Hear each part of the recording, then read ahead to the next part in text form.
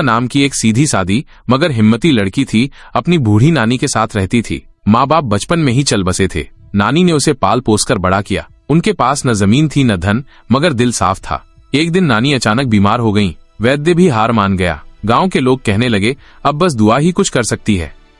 उसी रात नानी ने कांपती हुई आवाज में आलिया से कहा, अगर मुझे बचाना चाहती हो तो वादी जिन जाना पड़ेगा।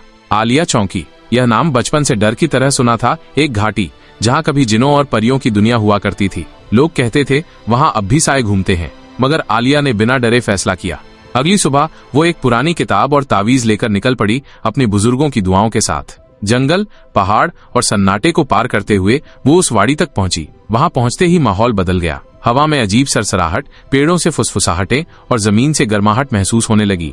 जैसे ही उसने वाड़ी के भीतर कदम रखा, सब कुछ ठहर गया। समय भी, हवा भी। अचानक जमीन कांपी और एक डरावनी मगर दिल को छू लेने वाली आवाज आई। कौन है जो हमारी वादी में आया?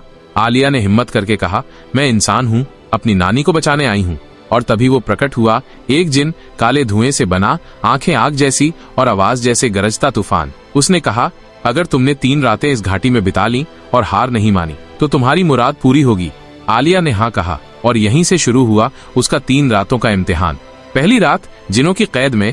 पहली रात आलिया को एक अंधेरे कमरे में बंद कर दिया गया। कोई दरवाजा नहीं, सिर्फ दीवारें जो खुद बोलती थीं। उनमें से चीखें आती थीं, गुमशुदा लड़कियों की, जिनकी आत्माएं अब इस घाटी में कैद थीं।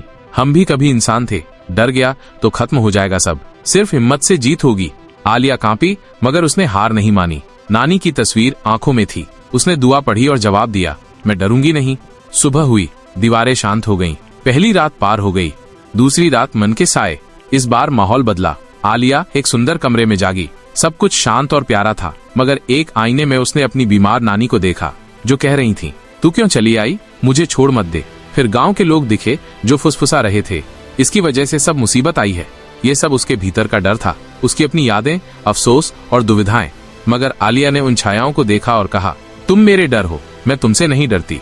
और छायाएं टूट गईं। दूसरी रात भी बीत गई। तीसरी रात सबसे बड़ा डर। अब आया असली इम्तिहान।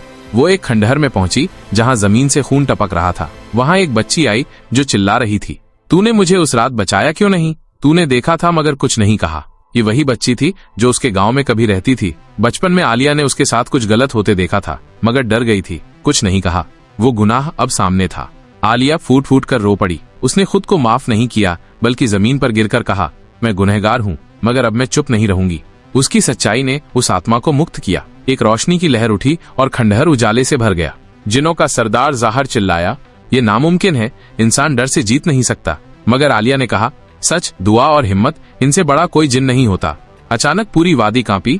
जिन चीखते हुए गायब हो गए और एक रोशनी ने आलिया को अपनी बाहों में समेट लिया।